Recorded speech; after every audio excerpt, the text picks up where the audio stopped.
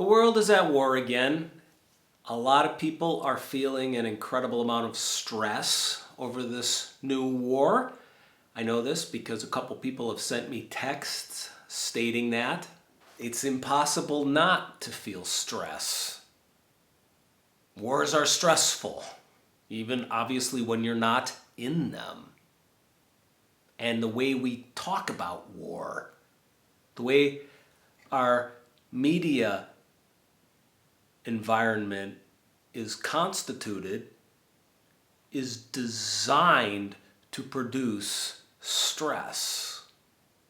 So I'm reading a book right now about American media, and the author talks about how when he was a boy watching the news with his newscaster father, they would watch Walter Cronkite. And at the end of every newscast, Walter Cronkite, who was a very famous American newscaster, would say, "And that's the way it is." And that was it. That was the end of the news. And the author of this book was saying, I used to think that was very corny. Now I realize how important that moment was. It was the news industry saying, you have now been informed, go live your lives. Take this information out into the world with you. The author said, if you look at how each newscast ends now on the 24-hour news stations, he says, Rachel Maddow or Jesse Waters, so whether it's Fox or MSNBC, right or left, they invite, I don't even know if this is true because I don't watch the news, but they invite the next newscaster, they sort of sit down next to them and they start having a conversation, and they keep the ball of stress and anxiety that news causes you in the air. So one newscaster passes it to the next one. And the idea is you never are free from the news. There is no, and that's the way it is, turn off your television. The news keeps going 24 hours. So 24-hour news means no gaps, no room to breathe, no processing whatsoever. It means 24-hour anxiety. The reason I bring that up and I spend so much time on it is because I think that the media environment in which we receive our news, it's really important to bring that context up and call it out into the open before we start to address a question like the one that is at the heart of this video, which is what a friend asked me. What is the Zen or Buddhist response to war? So the person who asked me that has a preconception that Buddhists are, or at least tend to be, super duper peaceful. And that has generally been my experience.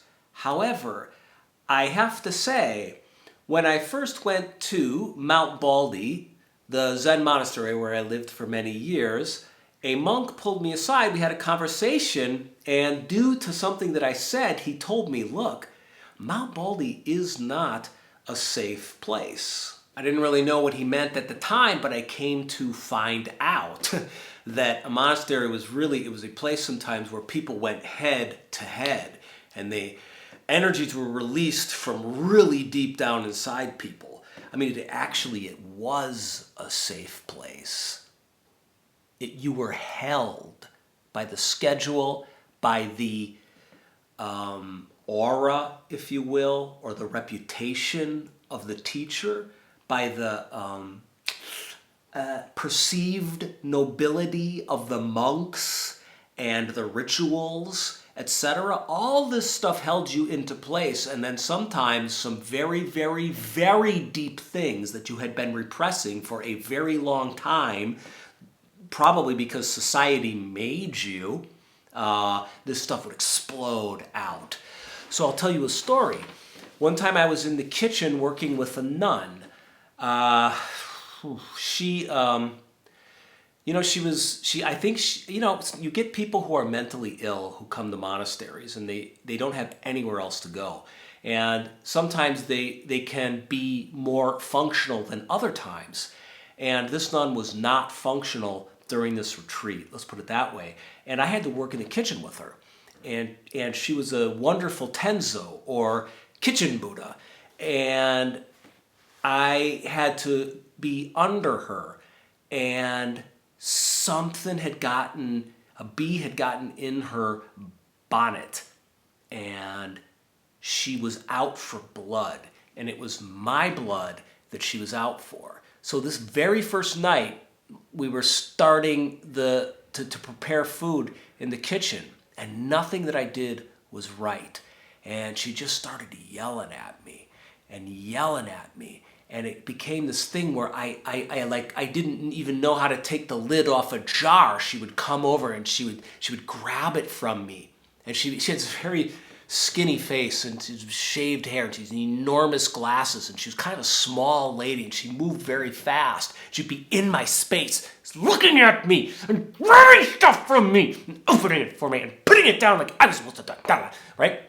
So, like, I got some triggers around this kind of behavior, and it got worse and worse. But I believed, and I still believe, in taking a generally peaceful attitude towards combative situations and confrontational people. Well, when I took that attitude towards her, it made her angrier and angrier.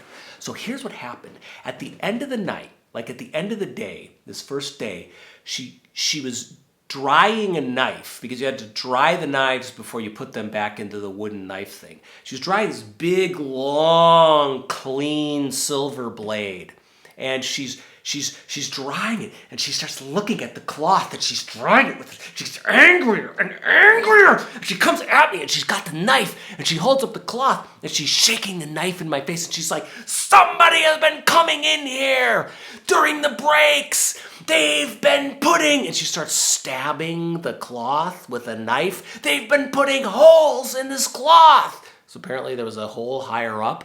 She was accusing me of coming in there and effing with her, gaslighting her by like cutting holes in the drying cloths. And it was at that moment, as she was pointing that knife at me, jabbing that knife at me on day 1 of a 7-day retreat, that I realized something about myself. You know what I realized? It's not that you believe in peace, it's that you're attached to not having conflict.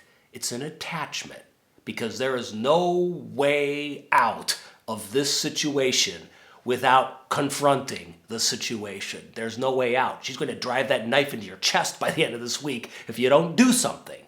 You got to do something. You can't be passive. I was very passive when it came to situations where I had to fight.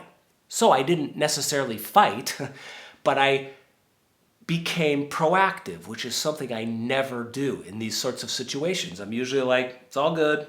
What do you want? I'll give it to you. We're cool."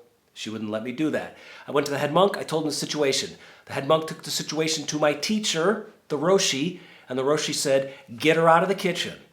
Got her out of the kitchen. What's my point? My point is, Buddhism is not like necessarily a religion or a practice of peace. Even before that, it's a practice of no attachment to anything, even something like peace. So any attachment causes suffering, even attachment to something good.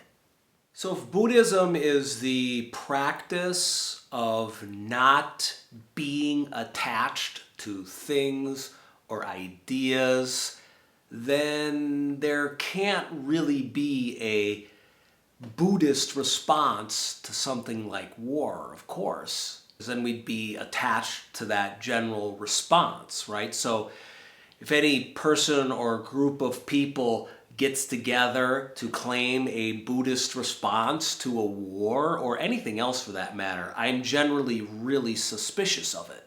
I think that Zen and Buddhism are themselves responses to war.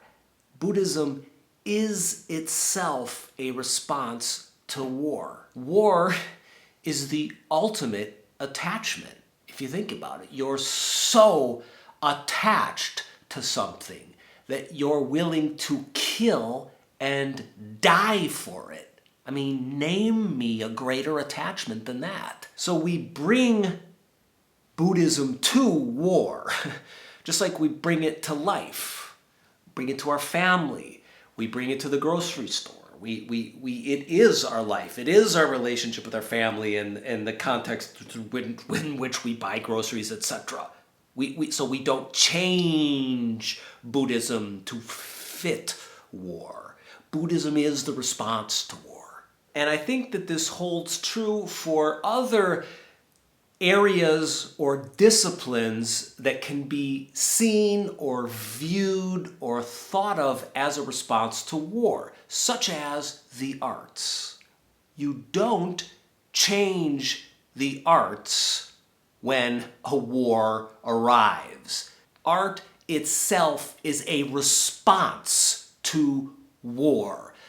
I heard this story about a book festival recently. Now, before one of our recent wars, the book festival organizers had invited a writer to speak. This writer came from a country that instigated one of our recent wars. This writer does not condone or support this war that his/her/their country instigated.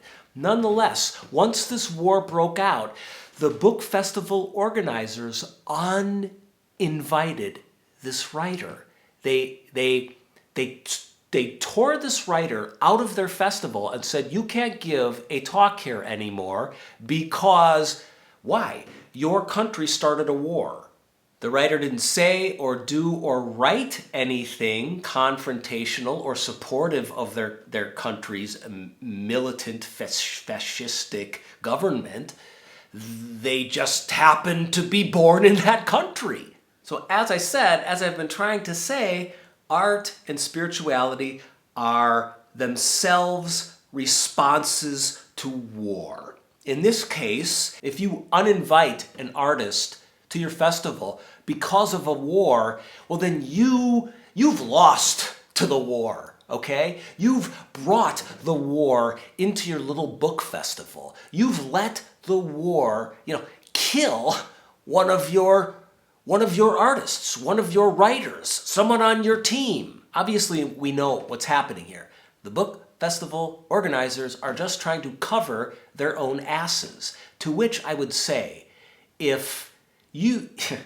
in times like this, arts require courage. If you are a book festival organizer and you do not have enough faith in writing and in the arts to keep a writer on a panel that you invited before a war, after the war gets started, well, sir or madame, maybe you just don't have the guts to be in the arts. Arts are a response to war. Good books are a response to war. A spiritual practice, Buddhism, Zen, is a response to war. It's a response to the human ego exploding so out of control that groups of people are willing to kill other groups of people based on basically egoic notions and fixated ideas and attachments. Arts and spirituality are a response to that. So please, let's not change them, manipulate them, or bend them in times of war. So probably 100% of the people watching this video will not have to make a decision about war, about killing a Palestinian or an Israeli or a Ukrainian or a Russian or anyone else. Hopefully. But nonetheless, the wars affect us, mostly because we live through these wars through the news. And the news ecosystem, bringing us back to that Walter Cronkite story in the beginning, the news ecosystem that we live in now is really profit driven. And when we're upset, that means we engage more with the news. And the more we engage with the news, the higher the profits of the news organizations. And bully for them, that's their job, to make profits. These are big, massive corporate conglomerates competing for eyeballs in the attention economy, where 98% of the news happens, online, on websites, on TV, etc. So I think it's important to think about how you participate in a war that you're not in. I can get addicted to news. It's designed to be addicted. When the whole COVID crisis was happening, I and a whole heck of a lot of other people got addicted to the news, right? And now I think many of us are addicted to the never-ending, ongoing onslaught of apocalyptic content that we're fed. And it's not that there aren't horrible things happening that we shouldn't really be informed of. But for me personally, don't know about you,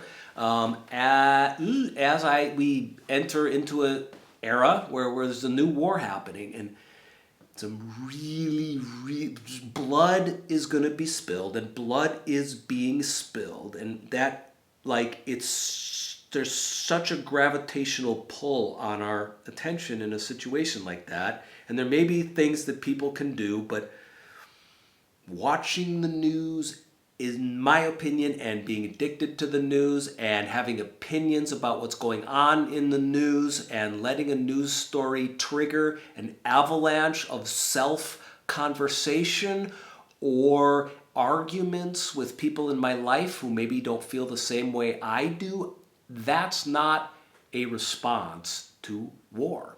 Books, practicing Buddhism, arts, spirituality, in my opinion, these are real responses to war. Love, family life, gentle, peaceful conversations with the people we care about, petting a dog, keeping your head, doing something nice and kind for somebody. These are responses, putting the principles of Buddhism into practice, manifesting and supporting free speech where energies can explode through art, through words, through painting, through films, through movies, and not in war. These are responses for the everyday average citizen like me who's not in a war. It's a response to war. And it does seem important to stand up for what you believe in during a time of war. And the older I get, the more I think I don't care what the details are. Slaughter shouldn't be happening. And art and true spirituality and family love, finding harmony, making peace, that's the answer. Of course, there's always a little part of me that remembers that woman holding a knife, shaking it in my face. So I know that you can't be attached either, even to something like peace or writing or Zen. I hope that's a little bit helpful. Just some words that I wanted to share as, planet Earth embarks on another very visible conflict, war. Hope it was helpful. If you want to support this channel, you can go to my Patreon page right there. And there's some essays up there and some blog posts, as well as we're occasionally doing Sunday meditation sits through Patreon, which is a nice way for people to gather and sit on a Sunday. So if you want to support this channel, you can go to Patreon, but I offer this stuff for free. You can also hit the subscribe and hit the like button, send this stuff out into the ether so we can get into the information economy and maybe pull people away from the news Death Star that is out there exploding planet Elderons of truth, peace, and justice. Sayonara, Jedis.